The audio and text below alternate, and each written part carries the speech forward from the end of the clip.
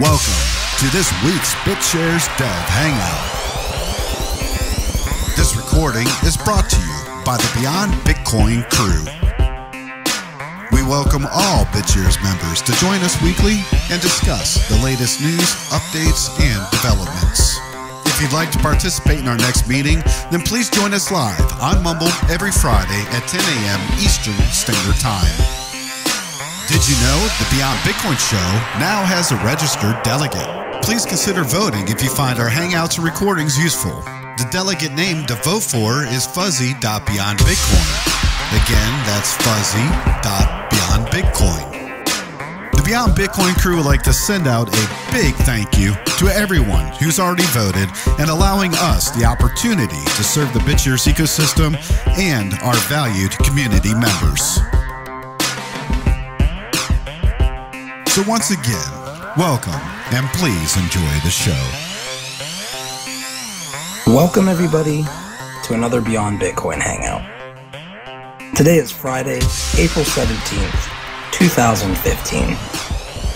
We are joined today by Bytemaster of the BitShares flagship DAC for his weekly update and community Q&A. We want to remind you that delegated proof of stake is a protocol that puts the power into the hands of its holders. It's for this reason that we have structured these hangouts as more of a town hall styled meetup. Rather than a one-on-one interview between myself and Bytemaster, I will moderate the discussion and of course ask questions of my own. If you have a question, please feel free to speak up, and please aspire to do so with respect for all others in attendance.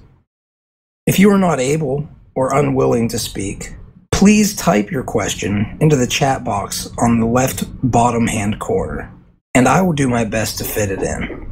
Whatever is said by Bytemaster in these sessions should not be considered an official statement unless otherwise stated.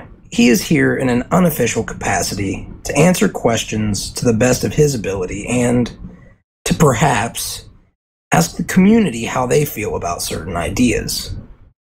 With that said, if you just want to start off with any updates and then we can open it up to questions. Brief update. I've been talking with Vikram and Ben, also known as Theoretical BTS on the forums, regarding the next hard fork of BitShares with all the bug fixes to the market. We believe we have tested it. We have run all the scenarios that caused problems the past week or two through the updated market engine and proven that orders match as expected. So I have asked them to prepare a release today with a hard fork early next week. And this will primarily be focused on stabilizing the market engine and bringing the advanced user-issued asset features to the blockchain, which Vikram posted a nice little wiki article on how to do that so that users can have things like whitelist accounts. So it's going to be a big week for BitShares. Just for anybody who hasn't been really paying attention on the forums or somebody who isn't really utilizing the BitAssets, what exactly was the issue with this, with the bug fixes? There were situations where expired orders, margin called orders, would not properly match against short positions because of complexities in the sorting of short orders with price limits and interest rates. Bottom line is we had a lot of variables we're trying to sort by two different fields in two different circumstances, and there existed situations where high interest rate shorts would block other shorts from being covered. Those situations created an environment where people could not get their shorts matched. Longs, people with BitUSD could still sell to people. Without it, the shorts weren't matching, and that led to some illiquidity issues in the BitUSD market. Fortunately, it appears that those issues have resolved themselves thanks to members out there voluntarily selling their BitUSD and unlocking the market. So it looks like all issues have been voluntarily resolved. So this hard fork is just there to prevent issues like this from happening in the future. You said that this is going to all be pretty much fixed by the end of this week, as far as you know, as long as, has it been tested on BitShares? And yes, most of this code has been tested on BitShares.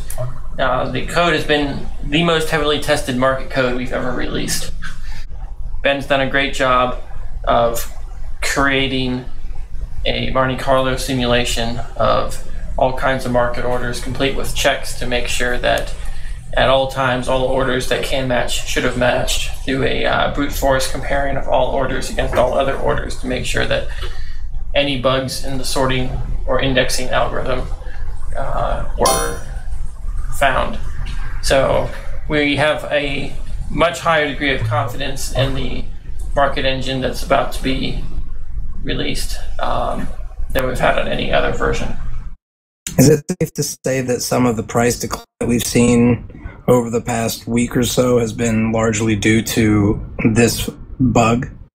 I don't want to speculate on price declines. Sure. Xerox asks, why is it so silent around BitShares at the moment? He says, we had an average of 100 commits a week, but there are not so many at the moment on GitHub. A large part of that was because last week we had visitors that were in town, and we spent a lot of time talking with them, doing meetings and planning sessions rather than coding. Unfortunately, we can't always be coding 24/7. Design meetings do take time, and they are forward progress. They're just not externally visible. The good news is that our meetings and strategy sessions that we've had over the past week have resulted in some significant changes and enhancements that we're going to be rolling out over the course of the next couple months. It's going to be really good for BitShares. So that's why you haven't seen as much commit activity. Also, when we are testing things, which is what Ben and Vikram have been doing, you spend most of your time running tests, evaluating data, and not looking at changing code to commit things. So you end up with fewer commits, even though you're spending a lot of time running the code, creating scenarios, and making sure things work. Will those changes affect the planned rollout of any of the releases? The primary release that we've been focusing on, which is a stabilized version of the BitAssets system and the market engine, has not been impacted by that. Obviously, these meetings affect future releases. Past 1.0, you mean? Yes, for various definitions of 1.0. Various definitions of 1.0. All right, well, thank you, BM. Another question that has been asked by Volker is, have you been in touch with Tshayen? It's Tshaishen, and he posted a thread on the forums talking a little bit to something going on behind the scenes with, I believe, a company that is planning on utilizing BitShares as the back end. I can say that he has contacted me. He has told me what they're doing. I'm not at liberty to share the details of it, but it appears legitimate. I'm excited about what they're trying to do. It's something I wanted someone to do, and I think it's going to make a big difference for BitShares going forward. There are some people who are naturally pessimistic and maybe a little bit skeptical would be a better word for it. So I'm kind of refraining and holding off, but I do know that some of the things I've been talking to him behind the scenes, and I'm not at liberty to say too much either right now because, well, for obvious reasons, he's not really supposed to come out with all the details for everybody in the community yet. But yeah, I can confirm that if it is what he's saying it is, and it is a legitimate thing, It's pretty big. Volker says it seems to be too good to be true, honestly. Well, we will see, I guess, right? I would probably say that you need to wait and see how they execute. These are new people with without any proven record.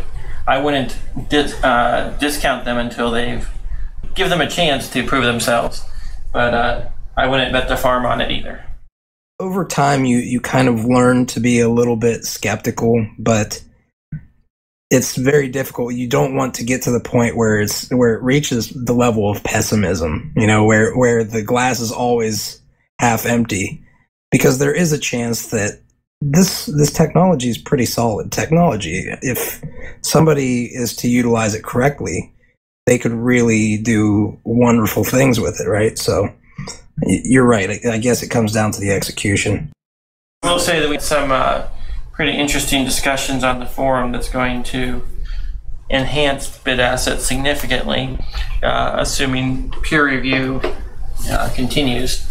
Ben, also known as Theoretical BTS, made some suggestions to me this week. An enhancement to the BitAssets that would guarantee liquidity for BitUSD within a few days of 99% of the price feed. That would also remove restrictions on short prices settings and other annoyances like the 30-day expiration window. A lot of these rules we've had in the system have been trying to guarantee liquidity and allow the USD holders out. That's why we have the expiration rule. We wanted to prevent prices from being shorted to zero. That's why we had can't short below the feed rule, which also resulted in the interest rate complexity. So we've had a lot of things in the BitAsset system that have created complexity and have also resulted in the bugs that we've had, because trying to handle all the complexity makes things harder to test, and there's more cases that we have to make sure work. So, if you don't mind, I'd like to discuss briefly the concept behind next generation BitAssets. This would not be for a release anytime soon, but it would be on the roadmap, if you will. Real quick, before you move forward, is this something that we can say is pretty much set in stone at this point, or is it something that is still in the kind of thought experimental phase? The developers have discussed it internally, and we've all concluded that we like it better. It is in the phase of community review right now, where all you smart people out there can find all the things that just weren't obvious to us and make suggestions for improvement. So, like I said, nothing is set in stone. It's on the roadmap for a future upgrade, assuming we get positive review. So far, the feedback from the forum has been overwhelmingly positive and supportive, and most people consider it much, much better than anything that we've ever had before. So I think the review's going well. There's been a few people that have made some suggestions for improvements that we will take under advisement, but we can talk a little bit about what the strategy is for the BitAssets. We call it BitAssets 3.0 because it was an upgrade proposed by Ben after my BitAssets 2.0 idea was thoroughly shot down. So I guess without any delay, I'd like to go ahead and get into how the next generation BitAssets would work. Let's dig in. The basic idea boils down to we have to force settlement at some point at the price feed. The goal of all BitAssets is to have a collateralized asset that tracks something, any other asset for which we have a price feed. The price feed is what keeps the market honest. But we don't want the price feed to have any undue influence, and we don't want any users to be subject to the price feed if they have the opportunity to settle voluntarily without it.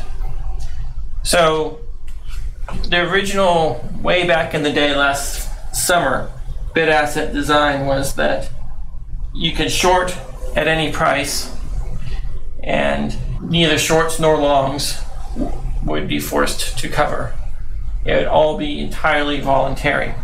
That approach is ideal in a perfect market, but where there's lots of liquidity and lots of traders and everyone's trading the peg, but it breaks down in thin markets or in situations where people would try to manipulate the market. So we introduced the price feed as that's what Agent 86 suggested to keep things honest and prevent people from publishing below the feed. But even a price feed was not good enough, because we would have people that held the shorts would never cover. They'd sit there and maintain their short position, and people with BitUSD just couldn't sell. So they'd have to sell less and less and less. And the result would be that the peg would break down. So liquidity became our primary focus.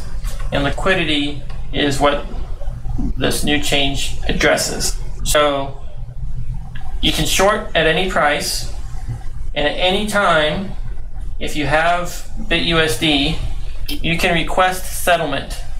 And the settlement will occur in 24 or 48 hours at the price feed in 24 to 48 hours. And when you request settlement, you pay a fee on the order of 1%. The idea being that and when you settle, the short with the least collateral is closed out first. So if you're a short and you don't want to settle, you've got 24 to 48 hours to increase your collateral. Or if you're short and you do want to settle, you can let it ride and collect a 1% fee, because the forced settlement results in the BitUSD holder paying the short that's forced out of their position 1%, or whatever the actual fee number ends up being. But the idea is they're getting bumped out of their position, the long wants out, so the long pays a fee to the short, and everything's fine. The result of having the ability to initiate a forced is that we no longer need to restrict the price at which shorts can sell, because if they sell too much below the feed, someone will buy it and then do forced settlement on them, which keeps everyone honest. Could you explain that a little bit, the last portion, with respect to how it would keep them honest? Yeah, if I short for 10% below the feed, someone buys that short position, then they just got it 10% off. They could turn around and request settlement, not necessarily from that short position, because you're going to settle against the least collateralized position, and there might be someone who's less collateralized than the one that sold 10% below. But you just got it 10% off, and now you can settle for 1% below the feed, so you get a 9% profit. Bottom line is, because there exists the ability to demand settlement in 48 hours, all parties know that they can't deviate too much from the feed. And the other thing is, because the parties don't know what the price exactly will be in 48 hours, you can't use the knowledge of the feed and knowledge of real-time market stats to game the system to have guaranteed profits. Now you're saying, hey, I want to settle at a fair price in 48 hours. And both shorts and longs, no one has information about what the price is going to be at that point in time. So it keeps things fair. So it keeps somebody from wanting to short it too much, because they know that somebody can turn around and then basically stick them with that. Correct. Now you can short below the feed and have very high collateral, which would allow you to enter the position, and someone will take your position and force out some other short. So shorting below the feed will basically bump other shorts, the least collateralized shorts. So it doesn't, but you're not going to go too far below the feed, because otherwise, or with very high quantities below the feed, because then eventually your turn's going to come up. Sounds good.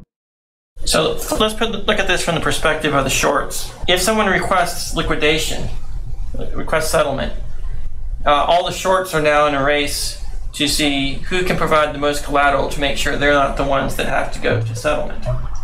Which means that the call price is somewhat dynamic based upon the demand to be settled. That's what keeps the system well collateralized, because a low under-collateralized short would have to up their collateral to avoid being called. It means that no short is forced to accept the price feed. And also, all longs voluntarily accept the price feed. And all other participants in the system are unaffected by the price feed. It's more or less like, hey, I can't sell today because the order book's thin and the real-time price, there just aren't any bids there. I'm willing to force settlement. So you can view a short position as a callable loan that's callable by either price or with 24 or 48 hour notice. And that's a very simple construct, and it gives everyone a chance to escape arbitration, which is what the price feed is. The price feed is nothing more than arbitration of a fair settlement between disputing parties. In this case, the disputing parties would be the shorts and the longs. In practice, someone with BitUSD would not want to go through the settlement process because they should be able to get a better price in the real-time market just by selling it immediately. So the settlement process is meant more for in the event the market lacks liquidity, or there's a dispute about the price, or someone just needs a fair third party to settle the dispute. And that's what it comes down to. So in general, we've completely removed the price feed from being relevant in any cases that normal market participants have to care about. Riverhead asks a pretty good question here. Could someone with sufficient collateral block anyone else from shorting? You can't block them from shorting. They can place a short order at a fair price, and if it gets matched, it gets matched. So a whale couldn't necessarily use large sums of money to out-collateralize everyone. Capital is expensive. A whale trying to maintain a large short position and keep it collateralized so that it's never the one that's forced into settlement, that's a very expensive proposition for the whale. And it does not stop anyone else from shorting below the feed. Or you can always short at around the feed price, because shorting around the feed price is not going to subject you to be immediately settled, because, hey, you're providing liquidity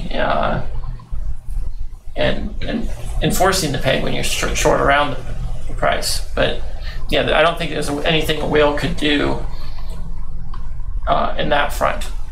All of these systems are subject to someone manipulating an outside market. So if a whale has a lot of BitUSD, they want to get a settlement, so they enter settlement and then they do an exchange and then they dump. They can manipulate the price down a little bit, which gives them a slightly better deal on their settlement, and then the price goes back up and they made a little bit of money. That's no different than what can be done with any set of contracts with large amount of money in thin markets. So I'm not going to try to claim that these systems are free from that kind of manipulation. If you are short and you're worried about a whale doing that kind of thing, make sure you have plenty of collateral so that you're not the slowest backpacker. So it sounds like you're trying to align the incentives so a shorter who wants to do something like this is risking a lot to do so. A shorter is not the one that would be manipulating the market for gain. The only person that can manipulate the market for gain would be the USD holder. By actually wanting to accept the... They request settlement in BTS, and then after they request settlement, they dump the other BTS that they have on the market, pushing down the price. They then get settled at the lower price. It's really complicated and really tricky to do right. It requires lots of money, and your manipulation attempt where you're selling it really cheap cancels out the profit you make. So it'd have to be a mismatch in the depths of the different markets. Otherwise, profit ended up canceling out. There's always opportunity to make money in all markets by all thin markets with a whale manipulating it to take advantage of arbitrage opportunities and emotional responses and things like that. None of those things break the fundamental premise of the system. Riverhead would like to know if you can speak about how the market would be transitioned to the new set. No. Well, there you guys go with the answer. We would obviously not change anyone's current position when we transition to the new rule set. I have a small question. What's your opinion on synthetic order books similar to Ripple? We've been talking about that. The Bitcoin blockchain, how it's currently structured, cannot support atomic trades between markets, but we have been working on an approach that would allow, at a blockchain level, atomic trades between markets. I think that's mostly a user interface experience. I like the idea. Speedy's asking if this is at the client level, because he says that you said that the blockchain can't do it. The blockchain requires all orders to be placed, and then they're matched in the next block, which means you can't place an order that's simultaneously filled in one market and then executed in another and then another and another. So you can't chain them in an atomic fashion. You have to wait for one to get filled and then place a new transaction and have the next one get filled. And so because of the very structure of how we place orders and then we match them in bulk, place orders, match them in bulk, you can't place an order and have it get filled, use the proceeds from that fill to simultaneously place another order, have that get filled, and so on and so forth. So there needs to be blockchain work to allow that to happen. And if the blockchain supported, say, it also be a client-side feature.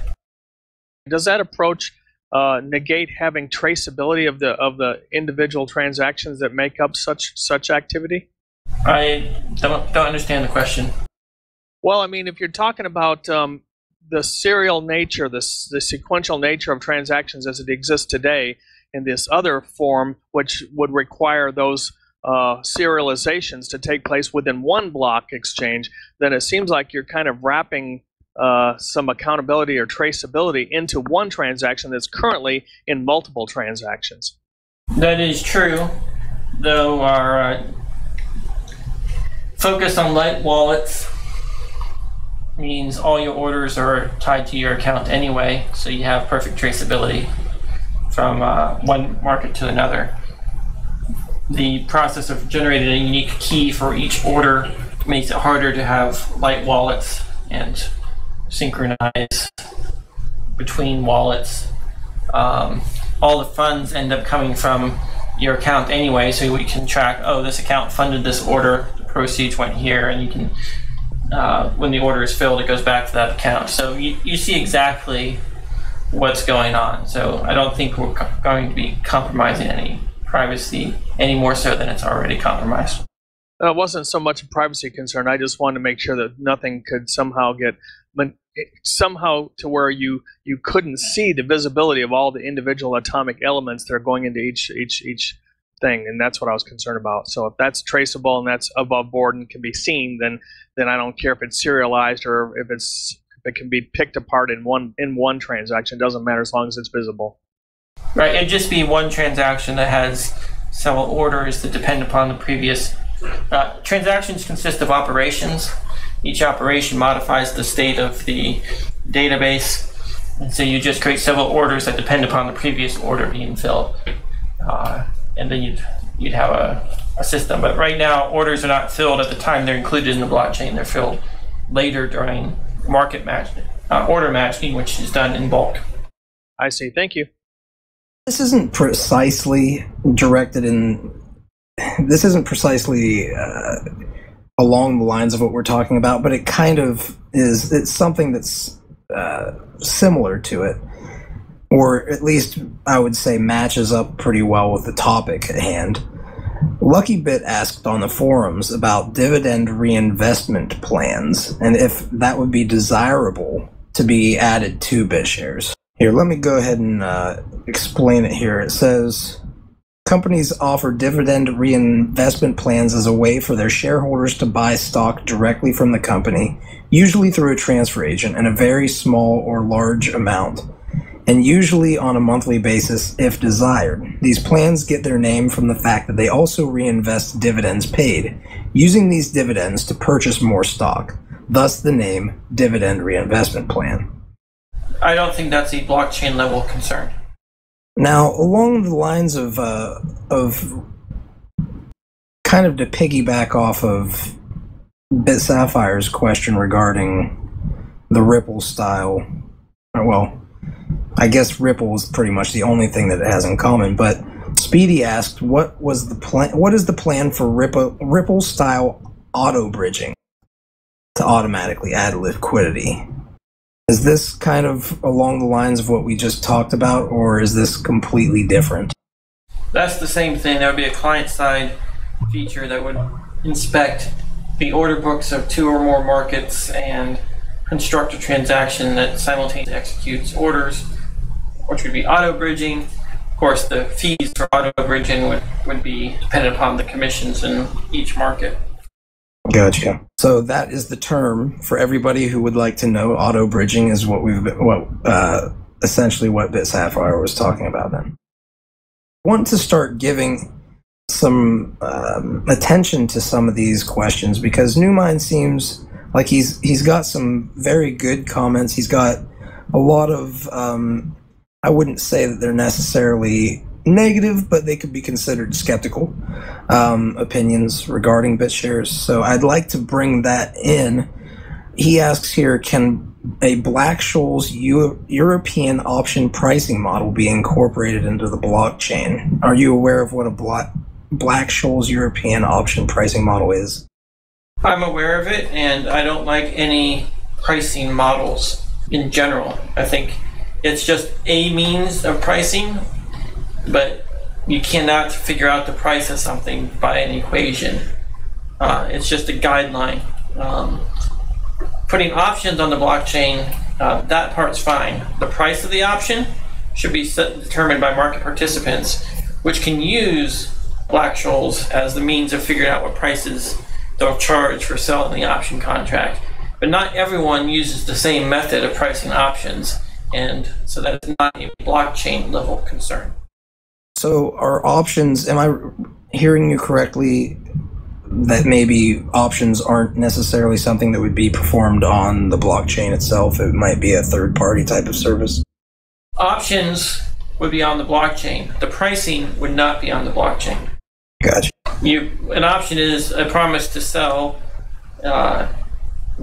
some asset at some price in the future by some date.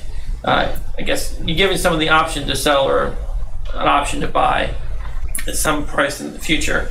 If they don't exercise the option, you keep the asset. If they exercise the option, they get the asset. It's basically an insurance contract on price movements, and that's something that you would want collateralized so that someone doesn't sell you an option contract. Yes, I'll give you the option to buy this BitUSD, but I don't actually own the BitUSD. I think options are a feature. It's been on the roadmap for BitShares since the original white paper. And we've talked about options in the past. As I recall, you spoke to options regarding BitOil or BitLight Sweet Crude, or however we would call it, because that's normally how these are traded, correct? Well, options are different from a BitAssets. So you'd have BitOil, and then you can buy an option on the BitAsset, which is different from buying and selling the BitAsset. As I recall, they were saying something, now please correct me if I'm wrong, the issue in the past with BitOil was there was no way of necessarily getting a price feed that didn't rely on options or something to that effect. Can you speak a little bit to those past issues? Kind of explain the roadblocks and where we stand today? I haven't looked at the issues of price feeds and what are available for different things. I think that this is one of the cases where privatizing of BitAssets would allow innovation in the space. Does anybody else have any opinions regarding the privatization of BitAssets? Because that thread was actually pretty interesting in and of itself. Let's go ahead and discuss what that means. When I say privatization of BitAssets, I mean an individual or organization, potentially a large multi-sig group, would publish a feed. They'd be the arbitrator of the asset, and anyone who trusts them to be a fair arbitrator by publishing a fair price feed can trade their BitAsset. It's still collateralized just like all other BitAssets. The only difference is, instead of trusting the elected set of delegates, you would be trusting a group of people that have convinced you that they're not colluding. They could be very public individuals from different countries. They could be competing interests. Anything that, kind of like Ripple says, if you have disinterested parties, you can trust them not to collude. They'd be publishing the price feed. And in exchange for publishing the price feed, it's just like a user-issued asset. They get to set what the trading fees are.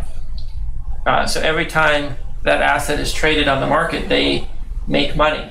And if they can market it and convince people to adopt it and trade it, merchants to accept it, whatever strategy they have, the more people that accept their price feed and their trust in the price feed, the more money they make. That's called privatization of a BitAsset.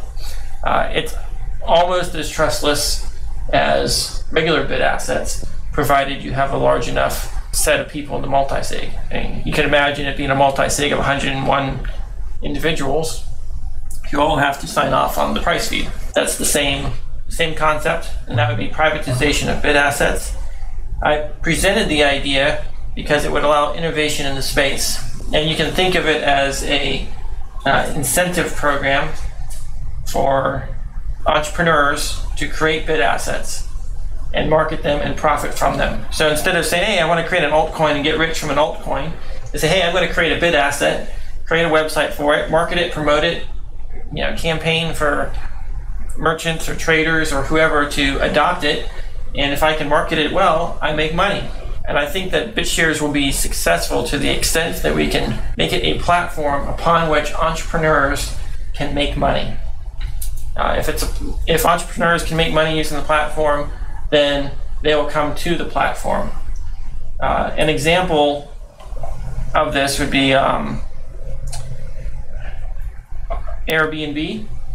They create a platform that allows people to make money renting out their spare bedrooms. Of course, anyone at any time could post an ad on Craigslist to rent out a bedroom, but Airbnb provided a platform that made it easy and profitable, and as a result, many businesses are springing up focused entirely upon adding inventory to Airbnb.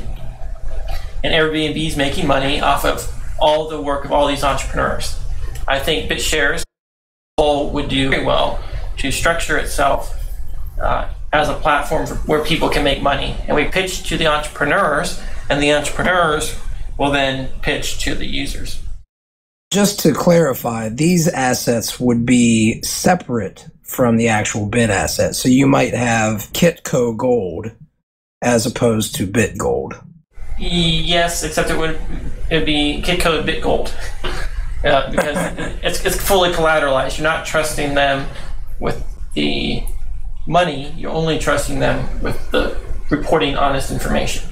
So it wouldn't take away the delegates' functions of running price feeds in addition to this? Correct. You're basically giving another set of users the ability to publish a feed for anyone who's willing to trust them. Sounds like an incredible, especially for wallets and third-party services, they could essentially by default revert to their own BitAsset, especially if you would potentially combine that with synthetic order books, then by default you would just hold that wallet's or that company's BitAsset. It sounds like the number one way to monetize third-party services to me. It's a huge way of doing it. You can think of it as each BitAsset would be like, if each bank had their own BitAsset and you're just trusting the bank for the feed, You're no longer trusting the bank to be solvent. You can see that they're provably solvent at all times. You're just trusting them for the feed, and you can then easily move one bit asset to another from bank to bank between all the banks that are trustworthy enough to publish a feed. That's a huge incentive for people to innovate in the space. At the same time, there's going to be people have expressed concerns about competition and confusion if there are too many USDs out there. And I'm not terribly worried about that. I believe the market as a whole is used to having a USD for every company you deal with. You have credit with your landlord, every banking institution you deal with, whether you use Dwolla or PayPal or every exchange you deal with, they all have their USD. And you always have to pay fees when you convert from one to the other. So there's nothing new there. What is going to happen is eventually someone will create something like Dwolla BitUSD, and that will become widely adopted and accepted by merchants everywhere, just like Dwolla does. Or I guess they're kind of a small service, but you have the PayPals and the Dwallas. One of them will get mass acceptance, and the others will be niche. They'd all have their purpose, and they'd each individual owner have a clear marketing message backed by a reputable organization. And I don't think it's going to be a situation like Strawman presented in the thread, where you're going to have sexy USD and all these no-brand individuals just creating their own USD. I think you're going to have strongly branded products.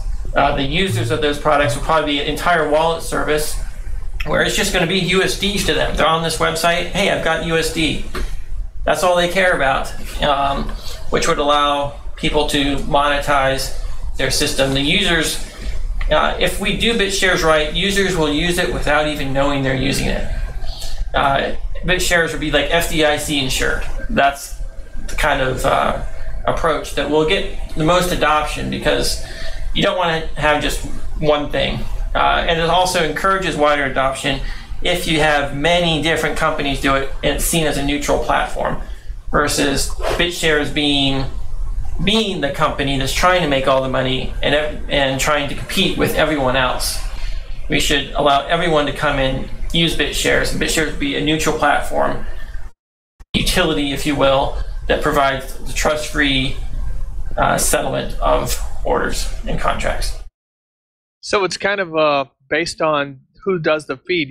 You're basically buying, or you're investing in the validity or the strength of the feed, as opposed to the underlying asset. Because if there's a whole bunch of variations of, say, Kidco USD and whatever else USD, they're all USD based. I mean, you have that underlying asset that's the foundation of all of them, but it's the matter of the feed. Now, if they're all in competition with each other and the feeds are close, then it wouldn't matter so much. But if somebody shows to be unreliable in their feed, then you're not going to use them as much. Is that basically the right analogy? It's more than just the feed. It's also the market depth and the liquidity. The feed is one thing, but as I said earlier, with the 3.0 approach for BitAssets, no one is actually subject to the feed during normal trading. So whoever can maintain a peg with a market maker that's tighter than any feed out there, they're going to be the most adopted, and they're going to be collecting all the fees. And their market making bot can be funded from the fees they're collecting from the trading of the asset among normal users. So privatization of BitAssets can really spur innovation, development, and encourage people to market and promote their BitAsset.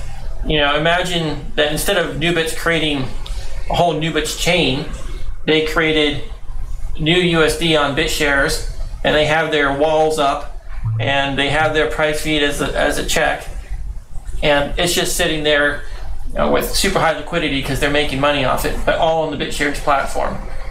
If we can get entrepreneurs saying, hey, rather than starting a new chain, I'm going to create an asset on BitShares, then you're going to change the whole character of things. So it's the network effect that the particular feed encourages, and that's what you're investing in, is what type of network effect it's able to garner. Right, you're not investing in the effect in the feed, but it's sort of like picking which exchange you go to based upon the liquidity they have. Well, some no-name exchange might have a perfectly pegged 100% backed USD. Because there's no liquidity in that market, you don't use their USD. Could you say that this is analogous to like Visa, MasterCard, and Amex, how they all have their own USD, and the vendors take them because they trust that they can convert Amex USD into different USD when they need to? Exactly. I actually think that it's slightly different. In the case of Amex, you're actually trusting that the counterparty holds the specific asset, and the unit of account is not dependent on the price feed of anything. While in this case, you simply trust or put your prediction or bet on that specific price feed's state change being correct. So it is quite different because there's an additional level of there's an additional question of whether there's enough liquidity. While in the case of Amex and credit cards, you don't care about liquidity. Don't you though? Because if I'm a company and if I'm a store and I decide to take Visa and I sell, $100 worth of goods on a Visa card, and I turn around a Visa and submit the, like I know it's automatic now, but you used to, submit the stubs, and Visa was like, yeah, we're broke, sorry, Yeah, but that's different because so the credit card thing, the closest thing on the blockchain would be a gateway, while what Bytemaster is talking about is more like a Hayek private bank with full collateral and 100% backing. At least that's how I understand it. I could even envision some sort of hybrids between these two things where the BitUS dollar, privatized BitUS dollars can only be held by whitelisted identities. And it almost sounds like this could be a middle ground before you get to actual gateways out there. So it's sort of like a Visa with a provable balance. It's like Visa with a huge load of gold somewhere stacked up as collateralization. I would say that it's more like you're picking which arbitration agency you want to arbitrate a contract agreed upon by two other players, and it's a fully collateralized contract. So you're picking your dispute resolution entity, and they resolve disputes at the price feed. That's basically their judgment. And so who do you want to resolve disputes or settlement requests on a contract for difference? And that's all you're picking, which is very different than anything else. Now, you also pick the product that's got the best liquidity, but you're not trusting the entity involved for the liquidity. You're basically saying, well, who has the network effect? Because the network effect is going to be where the liquidity is. And someone might say, well, I'm going to bootstrap liquidity so I can gain network effect. And that's a strategy someone can take. Someone else pointed out that this would allow for the creation of a BitUSD that's completely whitelisted. So that type of BitUSD is something that banks might be able to integrate with easier than with the unregulated free and open BitUSD. So what you'll have is a lot of competition for people to tweak all different parameters, all different types of feed rates, feed spreads, fee structures in order to penetrate the market. And we don't care who wins. If any one of them wins, BitShares wins. And as someone else mentioned on the forum, we're already competing against various stable coins out there, Nubits, Ethereum's, an Ethereum script that does something like this. There's going to be lots of smart contracts we're competing against. We want to make sure that people decide, hey, I'm going to compete, but I'm going to compete on the BitShares chain where I'm interoperable with all the other assets versus, once you're on some other platform, now the cost of moving between platforms and siphoning off users is much harder. Bytemaster, if this got, for example, combined with the synthetic order book, wouldn't that mean that the most trusted companies providing these fees could essentially make even more money due to the transaction fees happening on their order book for the synthetic order books? essentially the network overall would use their token, the synthetic order book, a lot more than just the users actually using it, kind of like a bridging token. Exactly. Synthetic order books combined with this makes all the different BitUSD variants pretty close to being fungible, with very low conversion fees. The ability to do arbitrage, to peg these things. You can do instantaneous arbitrage anytime there's an opportunity to do so in the market, which means all these assets would be closely pegged together. And as a merchant who's receiving payment, you can simultaneously submit an order, have it filled, and pay them exactly what they want without you personally ever being exposed to the asset preferred by the merchant. But in reality, what would probably happen is the merchant would just say, "Oh, pay me whatever you want," or a long list of the big ones, and he'll convert it on his end to make it much easier for his users. But yeah, that's the whole concept of privatizing BitAssets. Is it creates a huge profit incentive that's performance oriented. I think one of the biggest challenges BitShares has faced is that delegates are elected, they receive pay, but their pay is disconnected from their performance. Privatizing BitAssets changes all that. Your pay is now directly proportional to your performance. And I think that's make all the difference. You're saying that each delegate should have their own feed around which a new BitAsset is created, or am I misunderstanding that?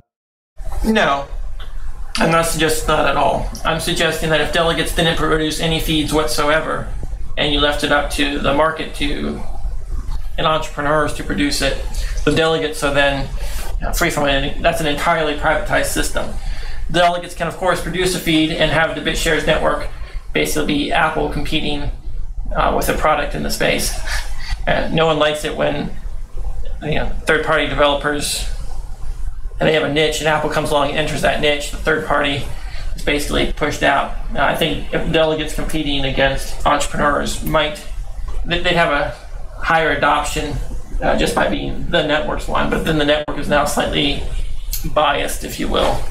So I think from a regulatory perspective, from a decentralization perspective, privatizing BitAssets is actually a more decentralized approach, and allows anyone who wants to enter the business without having to ask for permission, without having to get elected, and they get the profits from their success. That's the idea there. When you talk about the privatization of BitAssets and these third-party kind of liquidity providers, what's the plan on attracting these providers to the system? Do you really think that our user base and volume is going to be enough to bring them in on their own? I think there's lots of people in the community right now that would do a lot of these things today if they had a way of making money at it. If I'm going to be a liquidity provider and I get to make a cut on all the transaction fees, just like being an exchange, you better believe that there's a massive incentive to provide liquidity even at a slight loss, because you're making it up on total volume of trading fees. But how would that be different than running, say, an internal market maker bot, where you're just making a fee off the spread? We're not seeing an overwhelming amount of users that are providing market maker bots with a lot of depth and liquidity to them. The difference is if you own the BitAsset and therefore and are charging say a 0.5% or 0.2% fee on every single trade, you're making 0.2% on every trade anyone makes versus only making the spread on what you make. And you're not exposed to any risk on the trades other people make, whereas every trade your market maker bot makes, you're exposed to market risk. If you can't buy and then sell before the price moves, you're exposed to whichever side you're on. So market making is not a risk-free activity. It's not free profits. You have to have wide spreads to hedge against the volatility, which means there's only so much you can do. But your incentive to make the market tighter will be stronger if you're also getting a commission on every trade. So let's take an example. Let's say there's ATM owners out there and they're interested in, the remittance market or whatever. So with the Bitcoin ATMs at the moment, you actually buy Bitcoins, which are counterparty-less tokens. but then the value of it fluctuates, and you don't know by the time it reaches your friend somewhere on the other side of the earth what value it will have and what exchange rate it has and what else. But you could do it as an ATM, as a gateway, where you actually hold the dollars and you issue an IOU. You are the full counterparty. Or I think this would, in this case with the privatized BitAssets, you could actually sell a BitAsset from your price feed, which is collateralized by the market for the dollar. And then essentially you don't have to hold dollars for them anymore. You literally own those dollars. It's not collateralized by dollars anymore. It's collateralized by the underlying BitAssets. It almost sounds like really perfect. And most importantly, you make money every single time your BitAsset trades on the market, or even if people transfer it to other users. You can make money from transfer fees. So we're basically outsourcing the business model of BitShares to anyone and allowing them to make money by figuring out how to promote it and grow it. And that allows people to say, hey, I'm going to raise capital to create a business that's going to do one of these things, whereas BitShares can't raise capital to create a market maker. But Bytemaster, I have a question. How much of a risk is there to create essentially too big to fail companies creating BitAssets, where you essentially have to use a certain company's BitAsset because they have the smallest spread, but nobody actually wants to trade on them, but they have to because everybody is on there? Well, all BitAssets have the same exact risk profile, assuming you can trust someone with a price feed. So it all comes down to liquidity and spread. So if someone is winning the market because they have the lowest fees, well, that's a fair monopoly. It's not enforced by regulation. All someone has to do is offer a competing better performance. Why would anyone care about such an organization in such a position if they're there because they're charging practically no fees and are maintaining super high liquidity and a tight peg? Well, that's exactly what we want, and they're not actually cheating, they're not robbing anything. If they're raking in the money, the only way they can rake in the money is by having higher fees than anyone else. So there's always going to be an opportunity for someone to undercut them on fees in another market if you can convince users to move. But I do think there's some incentive there to acquire a bunch of users and then raise fees. But free market will be there and it'll all average out to something that's fair for everyone. Going back to your Apple example, let's say someone breaks into the market and offers lower fees, couldn't the big market maker or the big asset holder just lower their fees to zero until the other one goes out of business and then raise them back up again? It's possible, but getting users to switch is expensive, and then as soon as they raise it back, if users can freely switch back and forth between these with almost no overhead, then price competition is going to be fierce, and it's going to be really hard to get customer loyalty. That makes sense. I guess that the price squeeze only works where you have effort required to change. Right. The effort to change is minimal here. Effectively, you also create a market for transaction fees in this case, where the transaction fees are effectively capped by the market based on the cost of switching. The cost of switching is a single transaction fee. Is that what you're saying? Well, if the transaction fees of Apple are too high, higher than your cost of switching, then you switch. So the lower the cost of switching between providers, the lower the transaction fees, the more competitive the transaction fees would be. So therefore, you kind of create a natural market for transaction fees. Exactly. Okay, so as long as there's more than one asset provider trying their hand at it, then the prices are going to be fair. And I think that that's really cool. I think it's a great system. How long would it actually take to implement something like this? Closer than you would think. Well, to me, it looks like you almost have to have whitelisting, the possibility of gateway-style whitelisting for these assets. Well, we're going to have whitelisting support on all assets in the next hard fork in the next week. So whitelist is already there. So the only thing we're talking about now is adding an alternative feed source. So it's not a lot of work to do this. Does whitelisting happen based on the Titan ID or based on just an arbitrary public key? Whitelisting goes for public keys. What if you get a player someone like Google gets in who can make money elsewhere and doesn't need to, like say, charge no transaction fees? They can kind of take over the market because they're not dependent on the transaction fees. And if they have another monetization strategy that doesn't require users in our system to pay fees, then that means we win.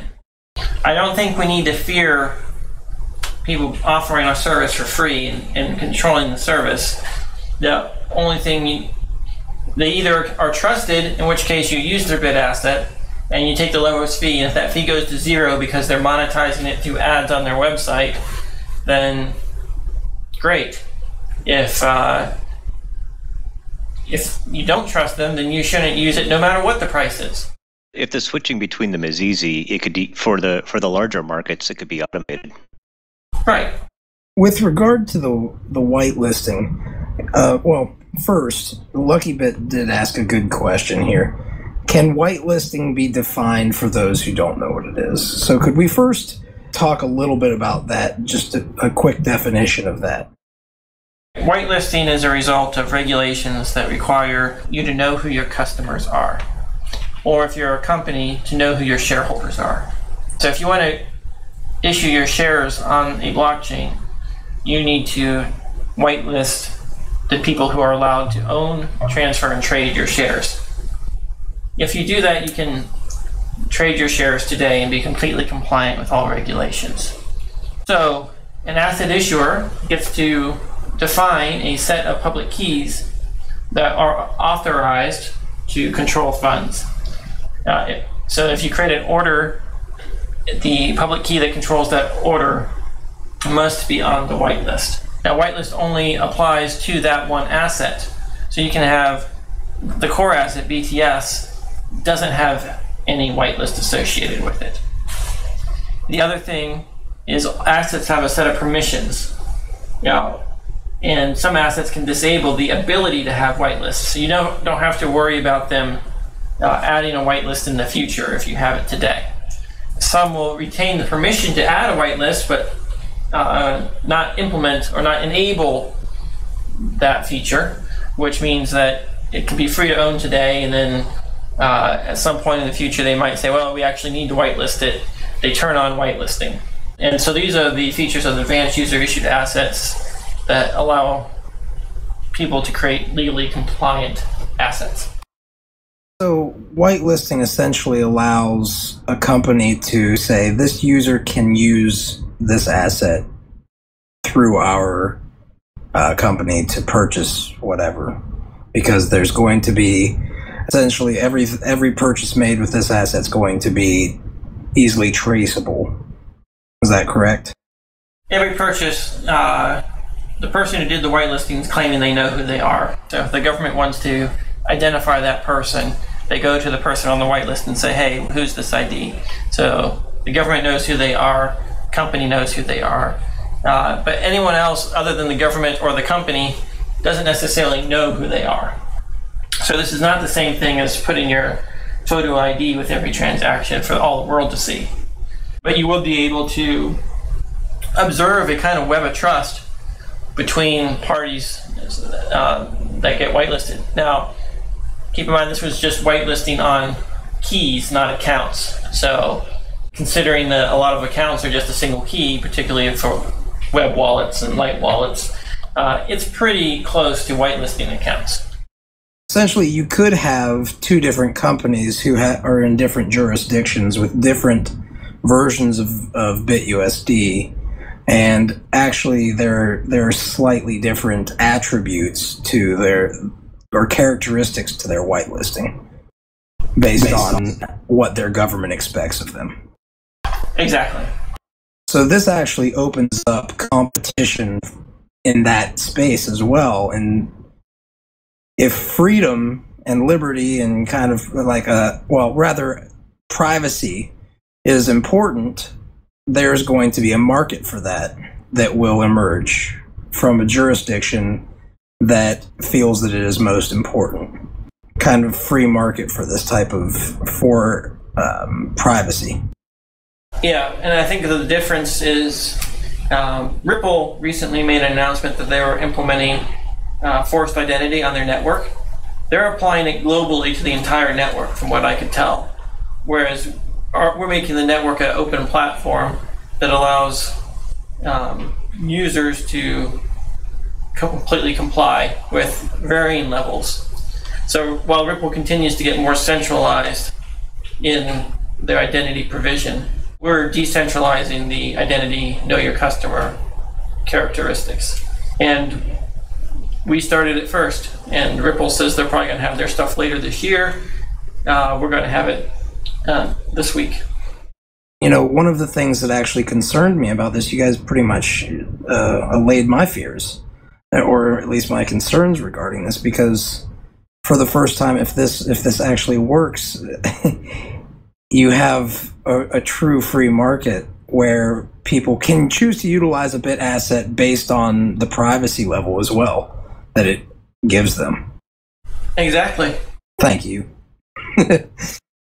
Bytemaster, my question about the whitelisting then, I mean, where does the actual whitelisting happen? Does it happen with the provider itself, or does anything happen on the blockchain? The blockchain enforces the whitelist. It doesn't allow you to transfer an asset to a public key that is not on the whitelist. Okay, so it's just a public key listing for that particular asset. Yes.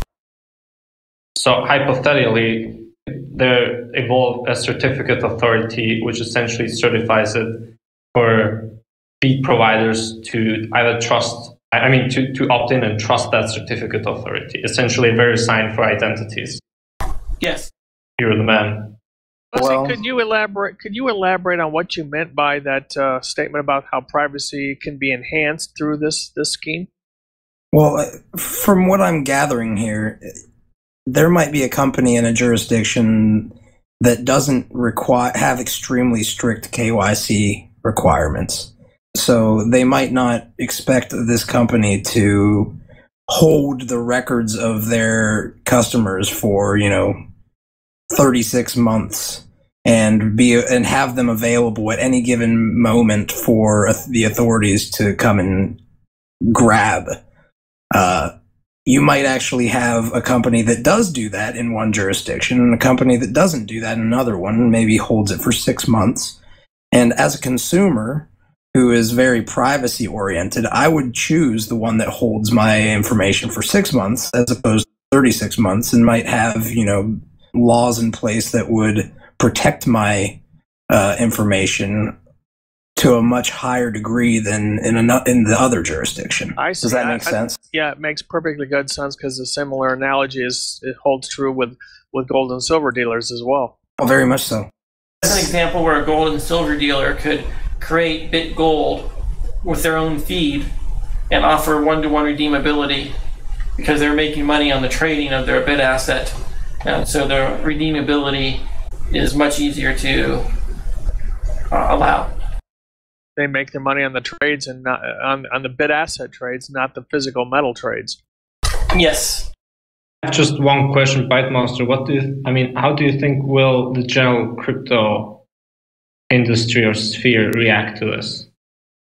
It's also a lot about brand and image. So how do you think others could look at this? I think brand and image is something that we are thinking a lot about going forward. We thought about it in the past too, but we're getting better and we've learned a lot of hard lessons. So we are working on a strategy that's going to try to brand BitShares as a neutral platform and as one that you can come and build on. And I'd like to target our marketing toward entrepreneurs rather than toward the masses. I want to target it toward people that want to, like the referral program that we've been talking about.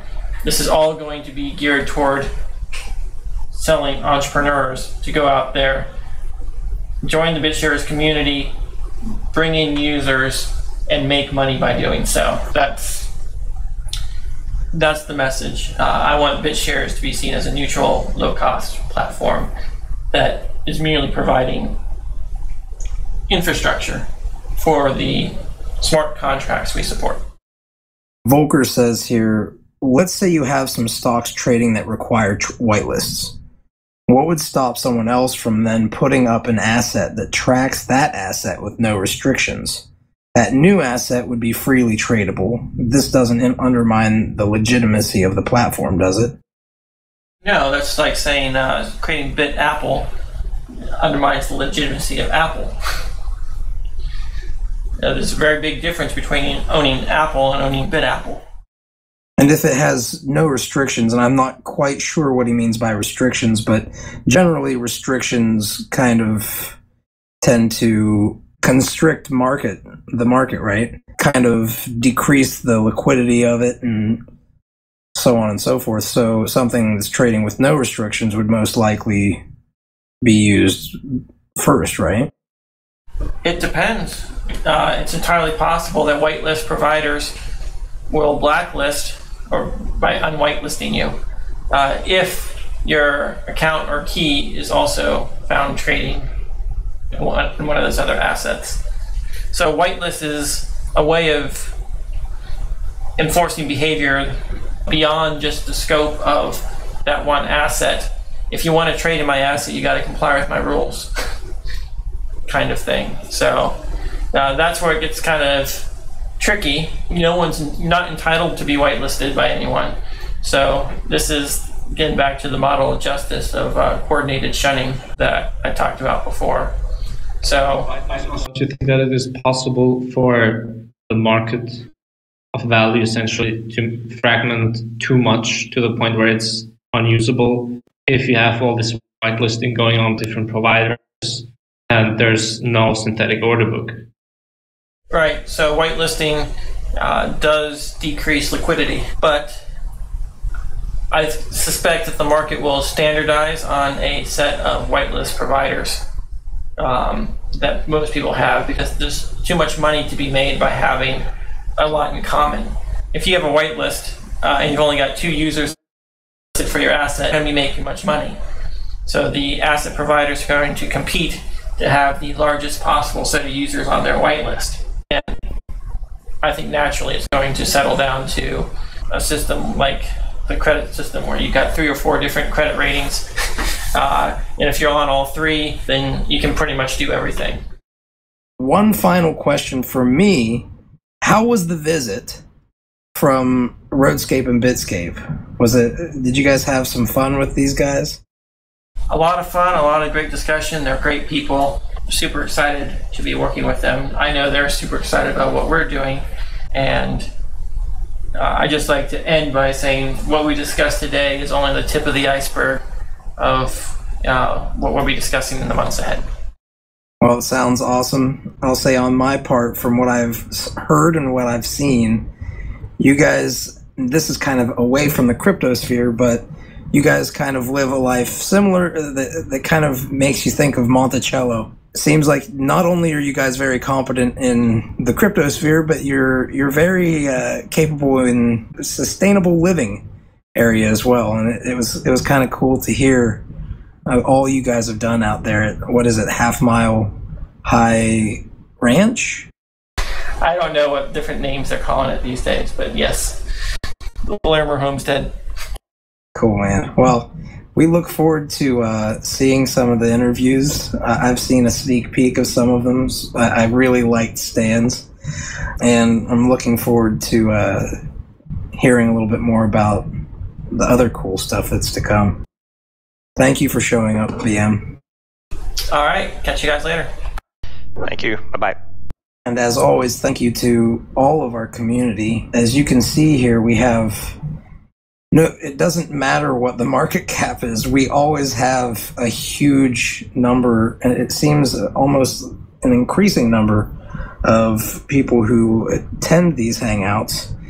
And it really gives me hope personally. So it's really awesome to see this. Even though we've had a couple tough weeks,